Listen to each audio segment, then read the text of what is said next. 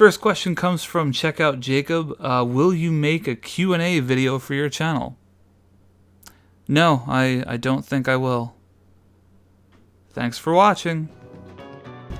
Like and subscribe to Sweet Lou Photography. Today we are doing a question and answer segment. I've never done one of these before, so it should be kind of cool. I put it up on Instagram and Discord and YouTube. Maybe we'll do more of these in the future. I was kind of surprised and slightly overwhelmed by the number of questions I got. I wasn't expecting that. And one last thing before we start up this video, it ended up being way longer than I anticipated, so if you go in the comments or the description below, I'm going to put the time codes for all the questions, so if you're looking for a specific one, you can just jump straight to that. This one comes from Still Film on Instagram. Still Film asks, when you compose shots, what are some of the things you look for? It's a really interesting question, and honestly, I feel like it's one of those things that becomes instinct after a while. Like, depending on where you are, you kind of know where your eye goes to. If I'm doing street photography stuff, which, you know, I will go on record and say I don't think I'm a very good street photographer, it's just something I happen to do every now and again. I'm looking for interesting scenes. I'm looking for the way the light is kind of cutting through things. I feel like I've watched enough of Sean Tucker and Willem Verbeek to be like, hey, angled shadow, I want that. But overall, just interesting characters I feel like are the most important thing for me. When it comes to other types of photography, I feel like I'm more by the books with it in terms of like rules of composition and stuff like that. But when I'm kind of out on the street and making these videos, it's very much like a flow state instinct type of thing. So I hope that kind of answers the question. This one comes from Authentic Aesthetic, who's awesome and also on YouTube. Definitely go make sure you check out the channel. Where is Savoury Lou Photography?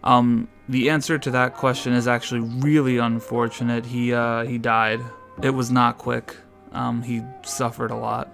The next one comes from Draw Sam. Why do viewfinders hate glasses? I don't know, I ask myself that question a lot actually. It's pretty annoying, and I feel like my glasses have never been dirtier ever since I started doing, you know, film photography, where I have these viewfinders up in my face constantly smushing glasses into eyeball. It's not awesome. Our next question comes from Natara, part of the Super Dankness crew. She's helped me film a bunch of these videos, and she asks, what's that? That's actually a reference to a short film we made that won an award from the My Road Reel Film Festival, so go check it out. But in context, Natara, I believe that is a combo TV VCR that you put VHS tapes in and watch them. That's what I believe that is. The next one comes from ISO Aperture D. Apertured musical taste. You guys know I'm really into music stuff. I love all sorts of music. I have a really eclectic taste. I would say I'm more towards the rock side of things, but that doesn't mean I don't listen to a little hip-hop every now and then. Some of my essentials are Coheed and Cambria, Brand New, Streetlight Manifesto, The Front Bottoms. And in terms of metal stuff, I'm into bands like Misery Signals, Lamb of God, Devil Wears Prada, Born of Osiris, stuff like that. And in terms of local stuff, some of my friends' bands are so damn talented, like A Moment's Worth, Conversing with Oceans, Trophy Scars from New Jersey, Patent Pending, Daily's Gone Wrong, stuff like that. There's a ton of bands in the area that I follow religiously. And on the note of music, Raul asks, not photo related, but what are your 3 favorite Coheed records? Tough one, he knows. Well,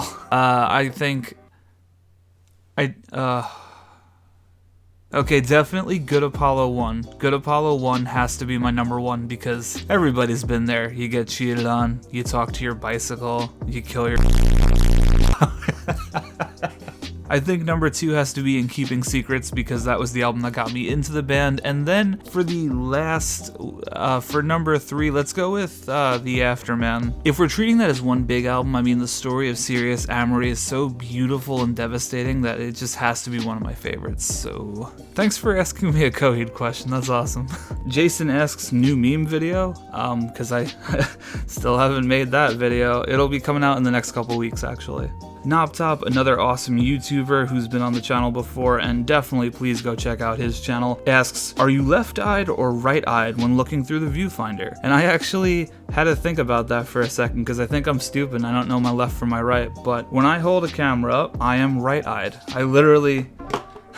I had to pick up a camera and verify just now. I am right-eyed. This next one comes from Adam Man. I don't know, but I'm always bad at thinking of questions, so how's life and shit?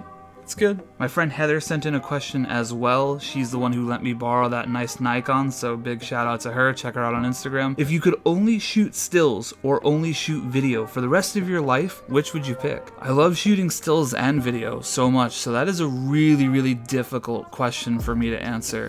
I'll give you my reasoning for choosing each one of them independently, but I don't know. In terms of stills, the answer for me would be simple. In video, you really can't, at least nowadays, you really can't do astrophotography in video. You can kind of sneak away on the A7S and really crank the shit out of that ISO to see some stuff, but real Milky Way stuff and deep sky imaging, you're not doing that in video right now. So to me, that is one of the biggest reasons why I would choose stills. And I think as people, we appreciate stills more than video. Like, you hang stills on the walls, right? Your wedding photos, photos of your kids, whatever, photos of you and your significant other, you hang them on the wall, you keep them in your wallet, you put it on your desk at work, all that fun stuff. Like, we have this profound appreciation for photography, whereas videos, like a wedding video or something like that, like the couple really only is gonna watch that a couple of times in their life, whereas in reality, you're gonna look at that wedding photo every day for the rest of your life. But in terms of video, I mean, there's nothing really stopping you from separating out individual frames and still having still photography in there, I guess. I don't know.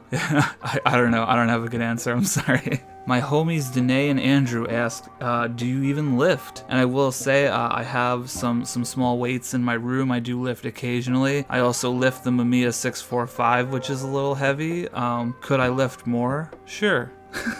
Wrong City asked if I would make any more astrophotography videos. That is definitely in the cards. It is a plan. I have several in mind that I want to make. I haven't really shot any this winter, which sucks for me because Orion's going to be gone soon. But absolutely, there will be more astrophotography videos. Astrophotography means a whole lot to me, and several people have asked me to do it, so I will soon, promise. Okay, and Ryan, his question is E. Yeah, I agree. Super Dankness is the crew. They do that sketch comedy show that I've mentioned a few times on the channel. They have all helped me out with videos in the past, so definitely go check them out. They ask 2 questions. The first one, which I assume came from Blake, asked who took this picture, which was in the Instagram question thing, to which I will answer Blake. And he also asked, when is that film coming out? If you don't follow me on Instagram, you probably haven't seen it, but I shot a film on Super 8. There is going to be a video coming out on the channel about my first time shooting Super 8, and then probably a video about making that film. So that is what Super Dankness is asking about in the scenario, that film. And funny you should ask, I actually just got 2 of the rolls back, so we'll give you a quick little tease of what it's gonna look like. So yeah, it'll be out in the next couple months. Next question is from God Hates on New York. I have no idea if you do commissions, but what's a good way to price my photos? Okay, this is a huge question that I almost feel like could be its own video, so I'm gonna keep this concise. First off, having the portfolio of work is really important, so if you have to do some freebies, you know, nothing wrong with that. When I started doing wedding photography and video work, that's how I started. I worked for friends, I did friends of a friend, I was a second shooter, you know, and I got my experience that way, and then I started charging people. Once you do start charging people, you gotta look around in the area and see what the other people are charging and try and match your prices competitively. The most important thing though is making sure that you are being valued for your time and your effort. Sneaky asks, what do you like to do for fun that doesn't involve cameras or creative thinking? I do a lot of stuff with cameras and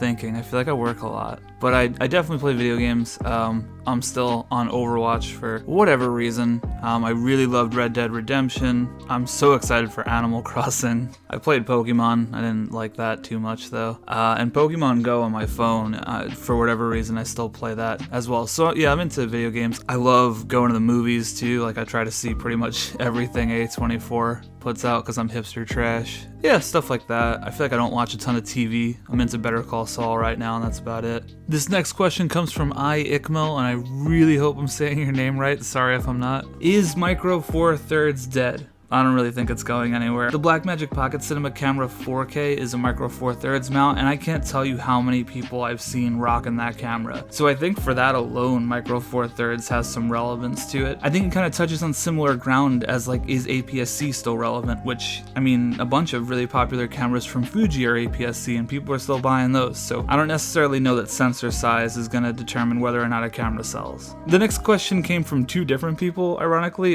Julian on Instagram and Flip Flops Films on YouTube, and they both asked, do you prefer film or digital? And Flip Flops specifically said hipster or tourist. So basically, I feel like they just have different purposes for me. If I'm shooting a wedding, if I'm doing work or something like that, obviously I'm going to go digital because of the convenience. But if I'm shooting for fun, if I'm shooting for me, it's probably going to be on film. I find the film process really cathartic almost. Like I sometimes will just take walks and shoot some photos, and it's really calming, and it really helps me focus and be present. And I know that sounds really hipster, but that's how I look at it. I really enjoy film. So I think if I had to sum it up, for me, digital is the more practical and film is the more romantic, if that makes sense. And another one to kind of throw in with the film versus digital, Marcos asks, what's your favorite form of photography, instant film or digital? So to add instant into the mix, I feel like instant photography is something I bring with me when it's like a significant special moment, you know, like a wedding, or, you know, my friend's band's playing and it's a reunion show. Instant photography is a little too expensive for me to make it my main thing, but I do really, really love instant photography. Okay, the next 6 questions are from Rebecca, who is my girlfriend,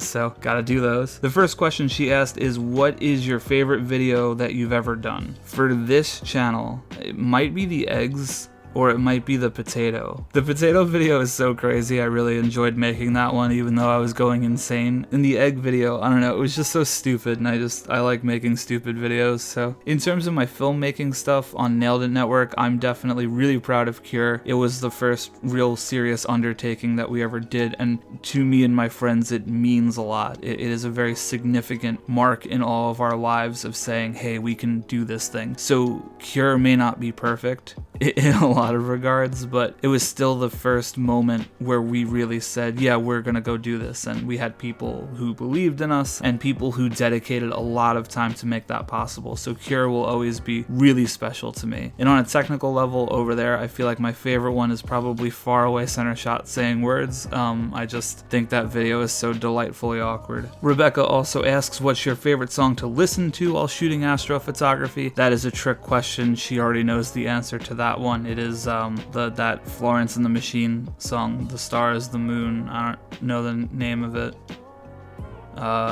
Something Dreams, Astral Dreams, Lover. I don't know. The chorus says the stars, the moon. That's all I know. If you need someone to help drive you around while you are shooting, who is your favorite go-to person? That's also from Rebecca, and obviously the answer is Keith. Moving on. What up? It's you, Beck. What upcoming video are you looking forward to the most? I think the Super 8 stuff is going to be really cool. I'm excited to share that stuff. Rebecca also asks, what's your favorite camera ever? Which is an incredibly difficult question.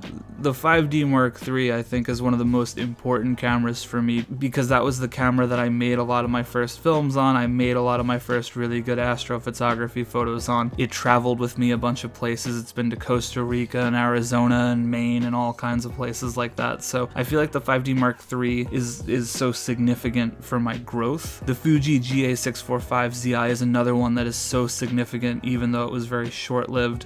Yes, I haven't made the video yet, but that camera did die on me, which was just awful. I love my Pentax K1000. That one is really significant as well. I feel like a bunch of this channel was made on that camera, all the film photography stuff. That is like my go-to. And that's about it. To be determined, I suppose. There's a lot of cameras I'd like to try. Last one from Rebecca. She asks, what's my favorite beer to drink while editing? There's 2 answers there. I feel like Super Bock is always the go-to, and Guinness, which is my other favorite beer.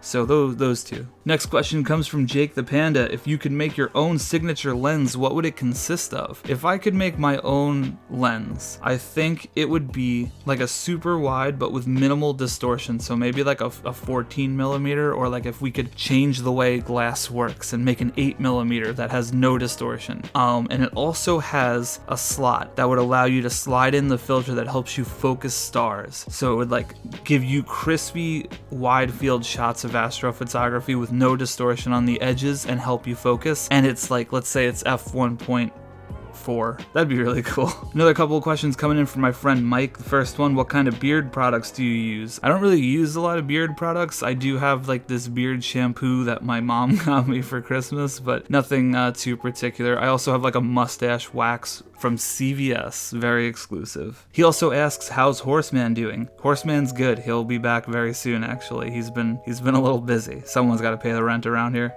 Mike also asks, Canon or Sony, what's the ultimate verdict? That's a hard question for me to answer right now because I'm in the process of deciding what cameras I'm gonna sell and move on with to kind of streamline my YouTube stuff and get a little more minimalistic, because I've realized I have so much crap, because I've realized I have so much gear kicking around in here, and I need to just kind of make things a little bit more simple. It's a little overwhelming, so it's hard for me to make that decision right now. From an ergonomics, ease of use standpoint, I think Canon is much better. I think their menus are much better. I think their cameras feel better in the hands. I think their lenses are better. But in terms of the capabilities, in terms of sensors, and in terms of video frame rates and stuff like that, I think Sony is significantly better and is pushing technology forward. So I think they're both really good, just at different things. And last from Mike, he also asked, what is the toughest shoot I've ever had? I think Cure episode 5 was probably one of the hardest ones, just because of how brutally cold it was. It was definitely some of the coldest I've ever felt in my life, and we were there from I think 9 in the morning until like midnight, so it was a rough one. And I also have a question from my Discord coming from Wero, rangefinder versus SLR bodies. So in my experience, I feel like I gravitate more towards SLR bodies. I do have experience with rangefinders. I have the Canon QL17 and I have the Olympus XA. I just find that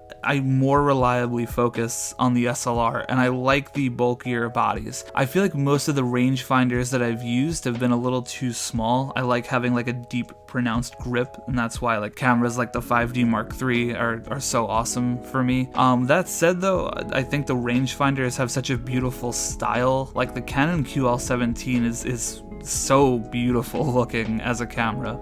So I think the aesthetics are really cool, but I would probably gravitate more towards an SLR. Some jerk asked, what advice would you give to someone who's looking to start a new videography, photography related YouTube channel? I am definitely not an expert on YouTube by any means. I will give you 2 pieces of advice based on my channel and my experience on YouTube. Again, not an expert. I think the most important 2 things is consistency, meaning you show up to the job, you gotta be posting every week, you know? I feel like YouTube, the algorithm, whatever you want to say, likes that, and I think your audience will appreciate your consistency. If you upload once a month or once a year, it's going to be really difficult to get that traction. And the other big thing is being yourself, and I know that's super cliche and lame advice that you hear from everyone, but it is so true. The first couple of videos I made were like these list things, and it wasn't until I started just kind of injecting my personality into these and just being myself, and you know, when I embraced who I was as a creator, I feel like that's when people started paying more attention, because I wasn't just another clone of slow motion B-roll and 5 tips to do this and, you know, all that stuff. So I feel like that's what gave me some traction early on, because I was creating videos that felt pretty different, if that makes any sense. Okay, wow, holy shit, that was a lot of questions. So I hope you guys enjoyed this video.